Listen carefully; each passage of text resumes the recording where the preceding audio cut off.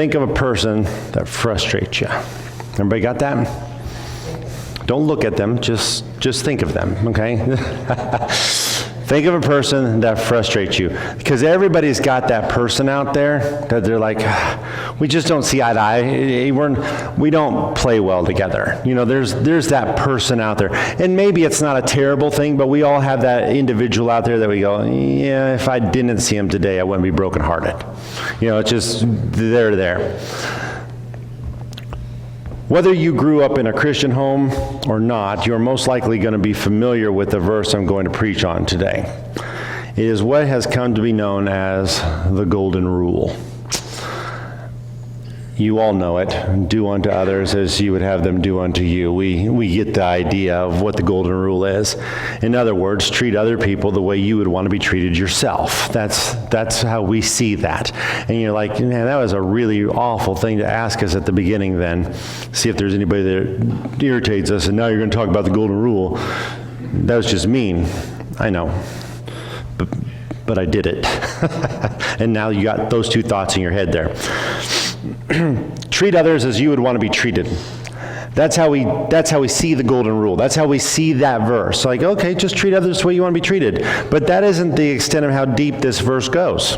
This verse goes much deeper than that.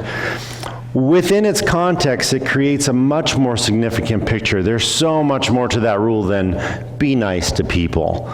You know, if that was all there was to this rule, then wouldn't it just say be nice to people? But there's so much more to it when you look at the context. We live in a time where relationships are severed just because one person doesn't agree with another person. You see it in society. It's not just in your circles. It's like the whole world right now. If you don't see eye to eye with another person, relationships can be completely torn apart. If you like Trump or if you like Biden, you are automatically separated from the people who like the other one. I mean, in our country. If you like one candidate over another candidate, now there's a division there. If you support the LGBTQ culture, you may be cut off from those who believe it's wrong. And immediately you have a division there. We don't see eye to eye, therefore we're completely separated. We don't see eye to eye, so we don't need to see each other at all. And relationships can be destroyed. It can even be people in your own family, where you discard somebody you love with all your heart because they have a different opinion than you have. Because they see things differently. You can be torn apart between a friend. You can be torn apart from a family member just because you don't see eye to eye. And it happens to so many people. Hopefully that's not a scenario that's happening in this building today, but it can happen, and it happens all the time. Division's been formed within families and throughout our entire country. Our country is divided. And you just look at the news. I advise that you don't watch it long. Just turn it on, and you can see division, and then turn it back off. You're gonna spend like 30 seconds on the news, unless they're talking about somebody rescuing a cat from a tree or something like that. Then you wait till the next story, and you will find division. Okay, because it's filled with division. Sometimes it's caused by hurt that's been done. Someone may have hurt you by doing wrong. Maybe they did you wrong. Or even by showing love to someone that you didn't think they should show love to. It can be that simple. They didn't do anything to hurt anybody, but they showed favor towards a person that you have a problem with, and immediately we have division. We have division. You know, a friend of my enemy is my enemy type thing. You know, like, oh, okay, if you're going to show them love, then hey, go spend time with them then. You don't need to spend time with me, because we already have hard feelings towards somebody. If there was ever an age where the Golden Rule has been neglected, it's this one. This is the age that the Golden Rule has been neglected. It's the only one I've lived in, but I can see it so prominent in this one that I can say this has got to be a leader. Of all the generations, this has got to be a leader where the Golden Rule is not applied. Even at this moment, you may have division within your own family. And it might not be because of politics or views on social issues or whatever, but it might be somebody hurt you or said something wrong or whatever, and there's division in your own family. The people you love the most feel at a distance because of a disagreement of some kind, and that happens frequently. So let's look at this golden rule to see what it's really talking about. Let's dive into this thing deep. So look at Luke chapter 6 and verse 31. And just as you want men to do to you, you also do to them likewise. Do unto others as you would have them do unto you, right? That's just basically what that's saying. And just as you want men to do to you, you also do to them likewise. It's pretty simple. It seems straightforward there. If you want to be treated good, then treat people good. This one chapter can transform our lives in incredible ways if we will just understand and apply it the way Jesus taught it, not the way we understand it. If we could take it to the deeper level that he was teaching about, it could transform our lives. So much of this teaching has been glossed over and taken out of context. I've even heard people abuse this verse by twisting it for their own agenda. Anybody ever heard of a person twisting a verse to fit their agenda? Happens all the time with several verses. Well, they've twisted this one too. When they treat someone bad, they say, well, they treated me bad, so that must be the way they want to be treated. So they just assume that everybody but them is following the golden rule. Like they treated me bad, and the golden rule says treat people like you want to be treated. So since they treated me that way, that must be how they want me to treat them, because they, of course, are following the golden rule. They just assume that the person's following the golden rule, so they say revenge is acceptable. That's on the table. But we can do that. They twist it so it applies to their situation. This passage could really use some clarity. At first glance, the rule seems pretty clear. Treat people the way you want to be treated. It's pretty simple. If you like to be treated with respect, then show people respect. Treat other people with respect. If you like to be treated with love, then treat other people with love. It seems basic. And by the way, that is the correct way to look at this passage, but it falls short of what Jesus was actually teaching. There's nothing wrong with showing people respect. If you want to be respected, show respect. There's nothing wrong with that. Show people love. You would want love too. There's nothing wrong with that mindset. But we're missing the depth of what Jesus was teaching if we stop there. We typically apply it like this. Take care of the poor and needy. Take care of the poor and needy, because if you were in that situation, you would want somebody looking out for you also. So treat them the way you would want to be treated if you were in their shoes. So take care of the poor and needy. But it's still missing the major point of what Jesus was teaching with this verse. Most people are pretty familiar with the golden rule, but they can't tell you anything about the 4 verses before it or the 3 verses after it. Like, okay, I know the golden rule. Give me the 8 verses. Give me those 8 verses. Like, I have no clue. I have no idea what the context around that verse is. So we want to look at that whole context. So let's open up those verses and take a look at them. Look at Luke chapter 6 and verse 27. But I say to you who hear, love your enemies, do good to those who hate you, bless those who curse you, and pray for those who spitefully use you. I want you to notice that the poor and needy are not mentioned. Just look at that. The poor and needy aren't in this verse. The only group Jesus brings up are your enemies. Like, oh no. Remember that question I asked at the beginning? Like, that's the only people that Jesus brings up, is your enemies. This takes on a totally different application. Treating people well is definitely a big part of the golden rule, but there's another part that towers over it. It's the part that's glossed over by so many people. I don't want to talk about it. You're probably sitting there, he's going to talk about it, isn't he? I am. I'm going to talk about it. I'm going to talk about all of it. I'm going to say it all. Because it's so important, and we miss this part. We don't like to talk about this part, but this is the meat of what Jesus is talking about here. Let's look at the other verses that precede it. Look at verse 29. To him who strikes you on the one cheek, offer the other also. And from him who takes away your cloak, do not withhold your tunic either. Give to everyone who asks of you, and from him who takes away your goods, do not ask them back. Why, sure. Everybody's doing that, right? Somebody hits you on one cheek and you're like, hold on, everybody does that? Not one of us. We're like, no, okay, what is that all about? These verses are not focused on how we should treat others, but how we should respond to the way they treat us. Now we're getting deeper, okay? That's the context of the golden rule. It's not how I should treat you. It's how I should respond no matter how you treat me. That's the deeper part. That's so much deeper than the interpretation we have of this golden rule. If someone slaps you on the cheek, offer them the other. If someone takes away what belongs to you, don't demand it back.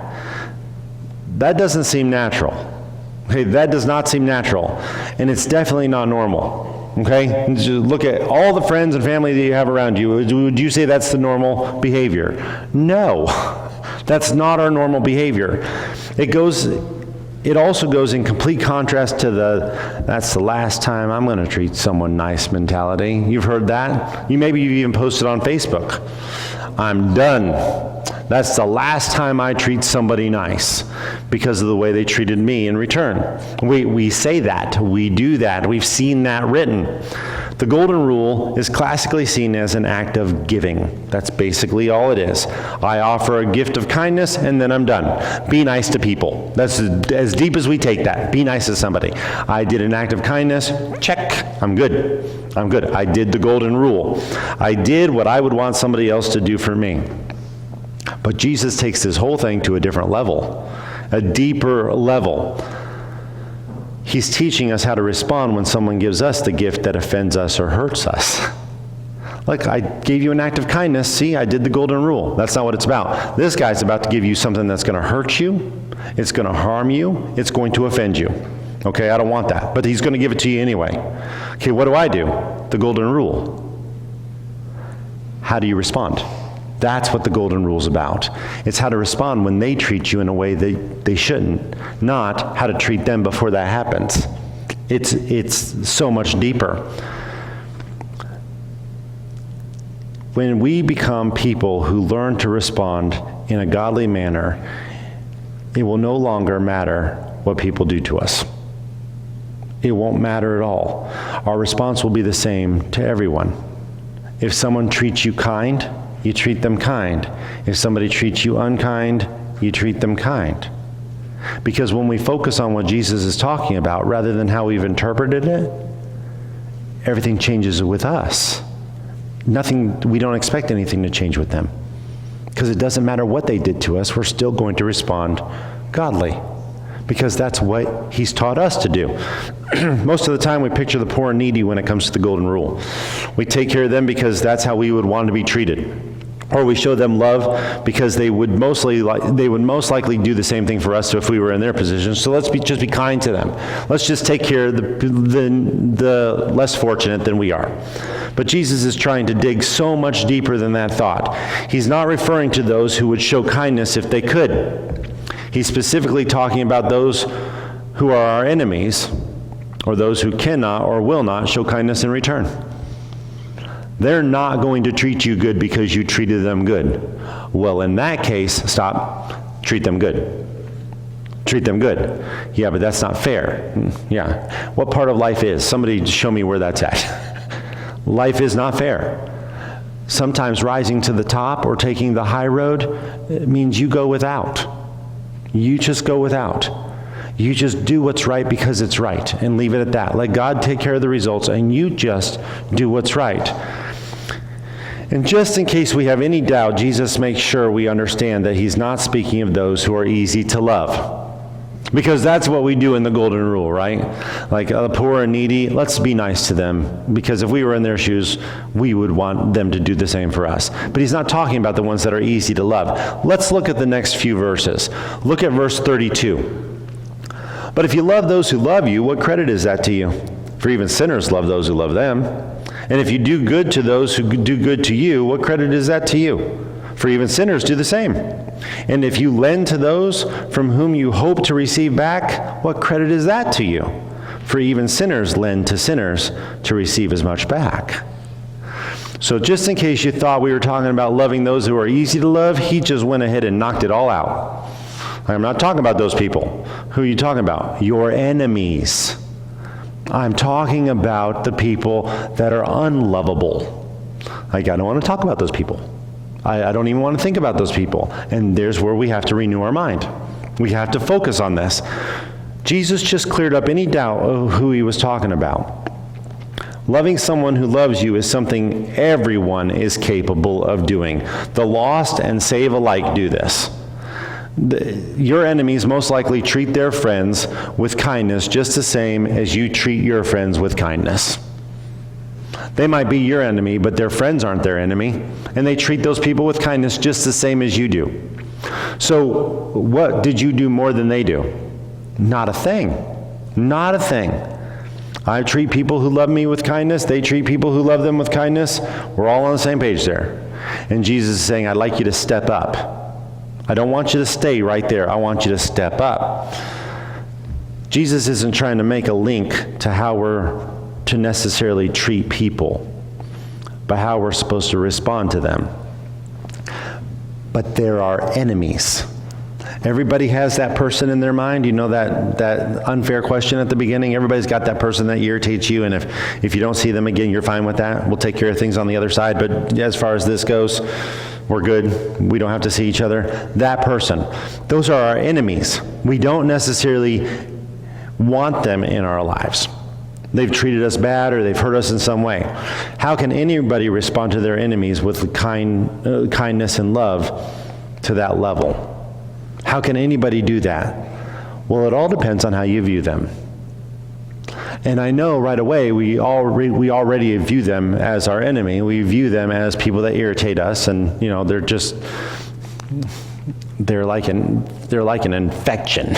That's how we view them. But if you viewed them differently, maybe you would respond differently.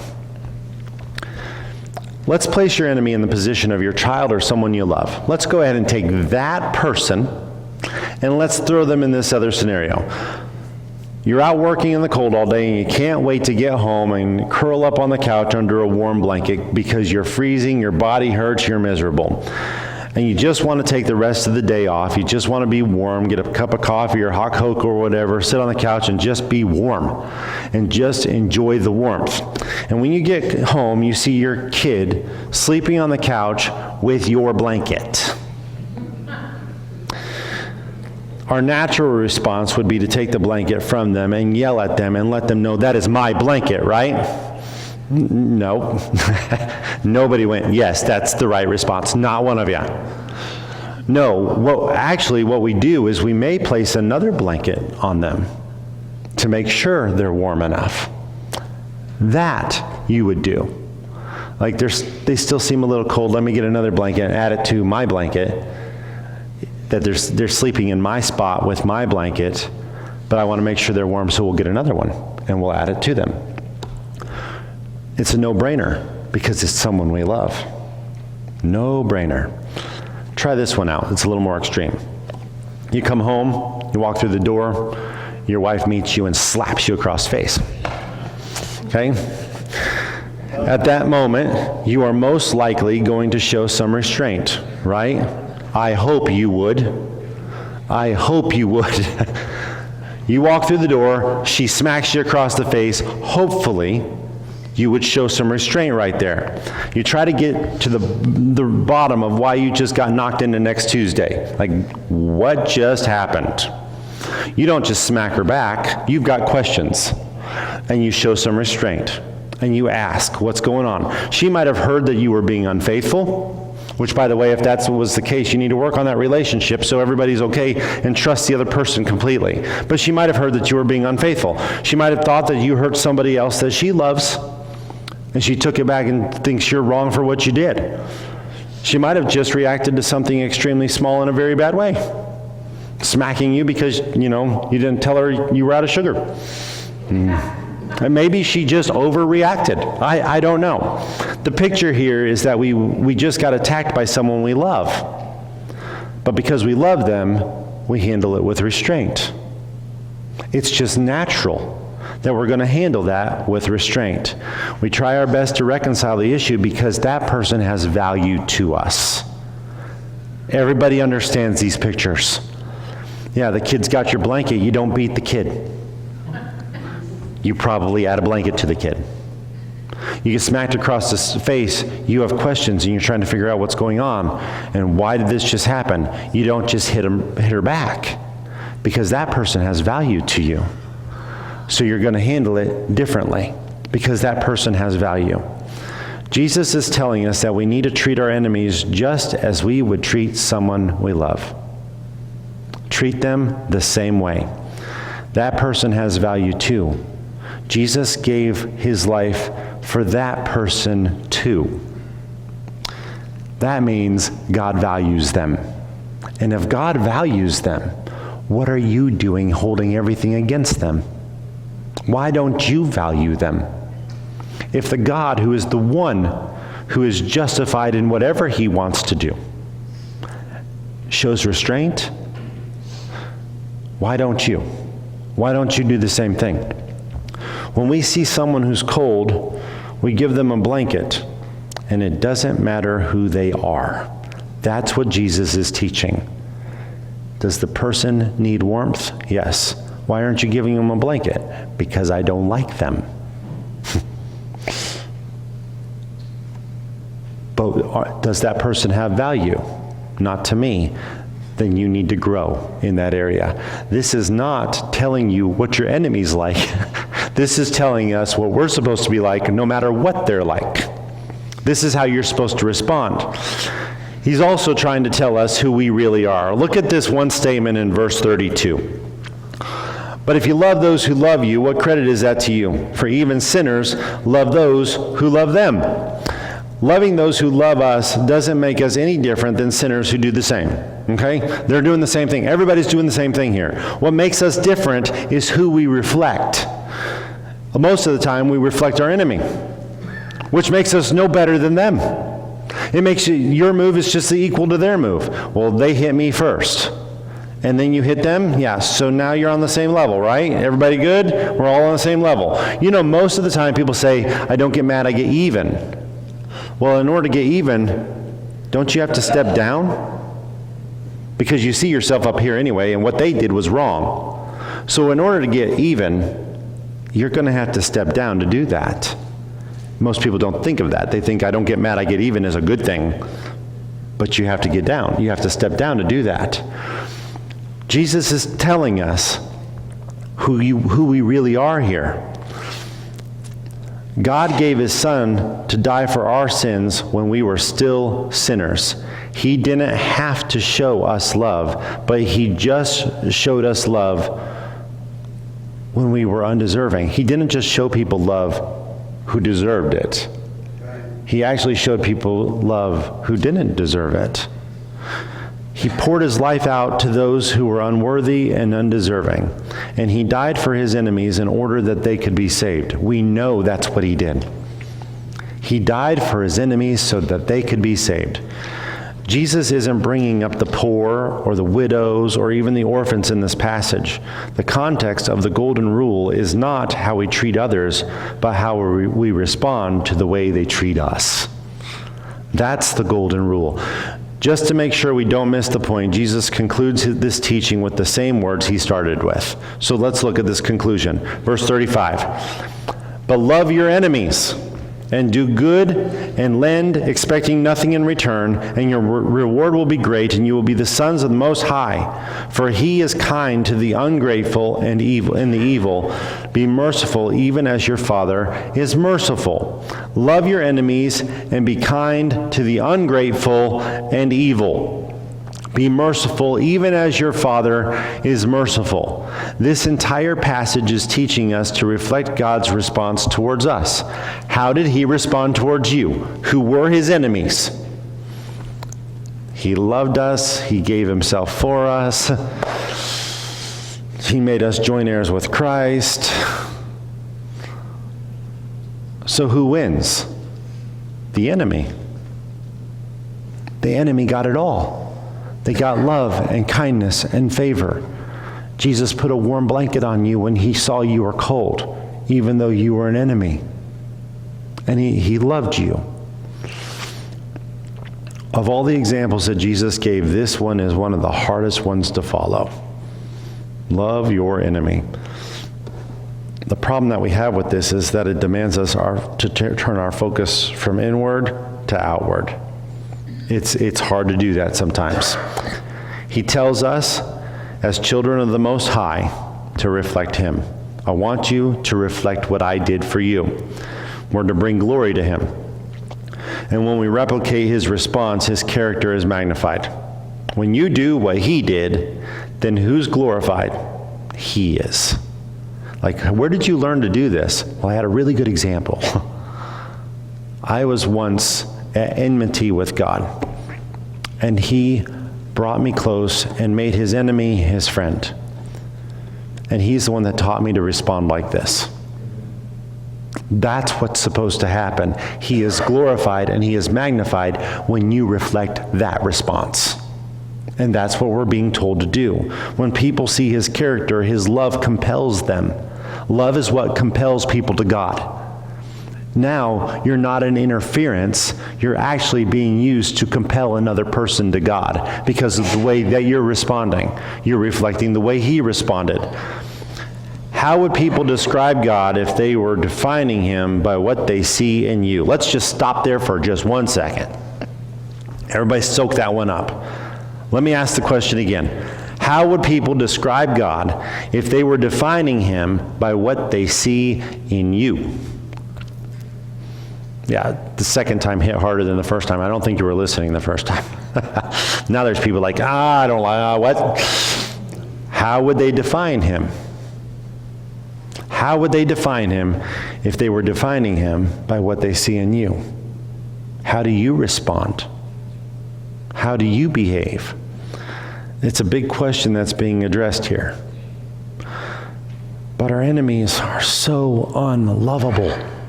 They're so unlovable. They irritate us and they cause us to be angry.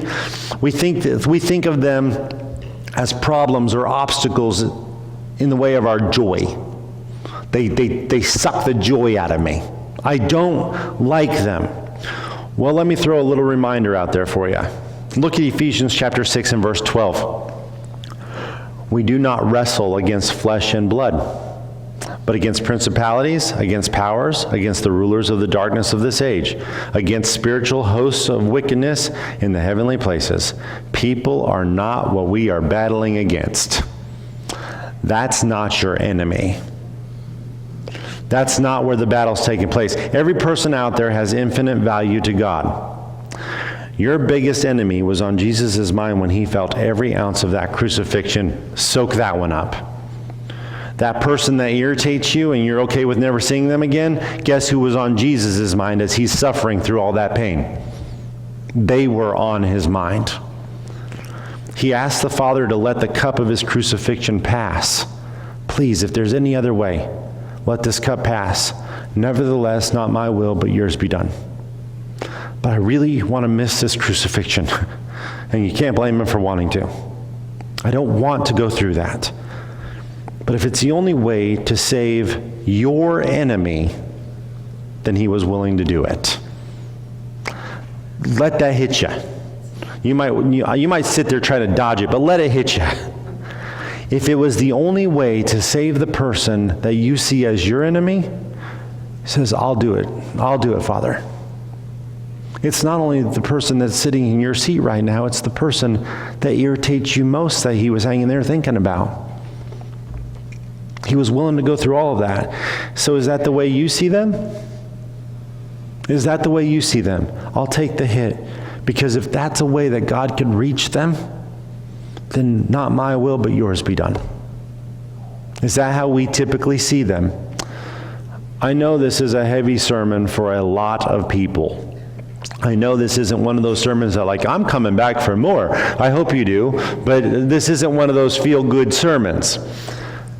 But what greater way is there for others to see the character of God? When you behave just the way he did, they're going to see a love that's not natural. They don't typically see that. In Ephesians, Paul was trying to get this message across to the church. He was teaching them to follow the golden rule. He was trying to get them to follow this. He wanted them to show kindness to others, but he didn't want them to do it as if they were just giving a nice gift. Just be nice to people. That's not what he was saying. He wanted them to follow the whole teaching of the golden rule. Look at Ephesians chapter 4 and verse 32. And be kind one to another, tender-hearted, forgiving one another, even as God in Christ forgave you. How did he forgive you? Oh. When I was yet a sinner, Christ died for me. Okay, then be kind to one another. Tender-hearted, forgiving one another. See, forgiveness only goes to those who don't deserve it. That's the only time you forgive somebody. You don't forgive somebody when they did something really great for you. Like, that was really nice of you, I forgive you. You don't do that. It's when they don't deserve forgiveness, that's when you offer forgiveness. When they stepped up to be your enemy. That's when you offer forgiveness. Forgiveness is only offered to those who have done you wrong. This is the picture of canceling a debt. That is what forgiveness is. I am canceling your debt. Yes, they have taken something from you. Yes, you are hurt. We've all been there. We get that. But do you know the backstory to why they behaved the way they behaved? Do you know that? Because most of the time we don't understand the extent of that. People carry stress of all different kinds. They carry stress all the time. People are abused and they are neglected all the time. People get burnt by other people and they're hurt. Maybe this could be one of the reasons that your enemies behave the way they do. Maybe they're carrying a burden that you know nothing about, but all you're seeing is how they treated you. You don't know the backstory. You don't know the backstory. You may have some enemies out there, but you don't have to be one to them. You don't have to be their enemy. I want you to see one of the most powerful verses in Scripture. This one hits me every time I read this. It is so powerful to me. Look at Matthew chapter 26 and verse 50. But Jesus said to him, "Friend, why have you come?" Then they came and laid hands on Jesus and took him.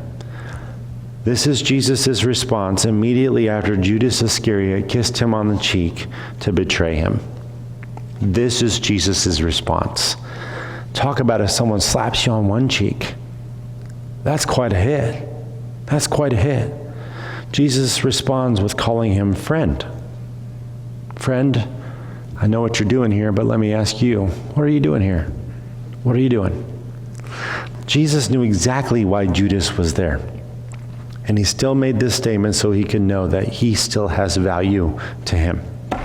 I still love you. I still value you. Friend, what are you doing here?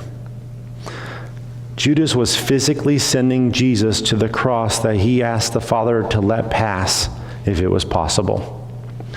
Judas was orchestrating a path for Jesus to be crucified for your enemy. That's what's happening here. He's sending Jesus to the cross, and Jesus is going to the cross for your enemy. So in 2024, we're connected to that story pretty strong. That's why he was going for your enemy. What issue could possibly be big enough not to show the love of God to them? Seriously, what issue could possibly be that big that they don't get to see the love of God shining through you? The golden rule was not given to teach us how to treat others. There are many passages in the Bible that will teach that. You can pick up on that anywhere. It was given to show us how to respond to how they treat us. That's what the golden rule is here for. When you are growing in Christ, you begin to imitate Christ. That's what's going to happen naturally. People start to notice that there's something different about you. Paul drove the golden rule home to the people of Ephesus with this other statement here. I want you to see this. Ephesians chapter 5 and verse 1. Therefore, be imitators of God as dear children. You are children of the Most High. Can people see the family resemblance? Can they see the family resemblance? If they were to define God based on what they see in your life, would he have a good picture or a bad one? Well, to imitate him. There are so many distractions offered to us in life, so many distractions. They're distractions that are there to take our focus off of God. In everything you do, do it all for the glory of God. In everything you do. That even includes your response to people who define you as their enemy. Do it all for the glory of God. We don't get to take another run at this thing called life. If you're going to influence this world for Christ, this is your chance right now. This is it. And you're like, yeah, but there's certain people. I know, Jesus died for those certain people. Can you love those people and help draw them to God? Can you do that? Can you be a part in that? Or is there seriously an issue so big that you say, I will not do anything to help them find him? They are not going to see his character out of my life. What issue could possibly be that big? There isn't one. There isn't one. Maybe it's time to set our feelings aside and let Christ shine through us even in the most difficult scenarios. Let him shine. Let him shine. You are the mirror that is designed to reflect the light of God. That you're supposed to do this. Don't let negative experiences fog up the mirror. Don't do it, because it's so important for those people to know. Let everyone, with no exclusions, experience his love through your life. Let everyone, no exclusions, even your enemy. Let's look at Luke 6:35 one more time as it's describing God here. Luke 6:35, for he is kind to the ungrateful and the evil. These two words cover everyone we feel justified not being kind to. But they were so ungrateful, or they were just plain evil. Well, be merciful as your Father is merciful. Be merciful. It's not about how a person treats you. It's about how you respond to the way they treat you. That's it. Reflect Christ. This is the context of the golden rule. This is it. That's the whole context. So learn and understand and apply the golden rule. Every one of us. And is it going to be hard? Absolutely. Absolutely. This isn't like, okay, now I know what to do and I'll do it. No, it's not going to be that easy. You're going to say, okay, now I know what to do. God, let's talk. Because this isn't going to be easy. But because he did it for me, I need to do it for others. I need to reflect Christ, and I need to apply the golden rule. And it's so hard. That's where you need to renew your mind and get it on the same page as that heart he gave you. That heart that is so in love with God. And that heart that just wants to show Christ to the world. Your mind is in the way. That's where the battlefield is. It's up here. So go out and love your enemies. Apply the golden rule. Easy peasy, right? It's tough, but it doesn't mean it's not necessary. We need you to shine the light from wherever you're at. So go and apply it to your life.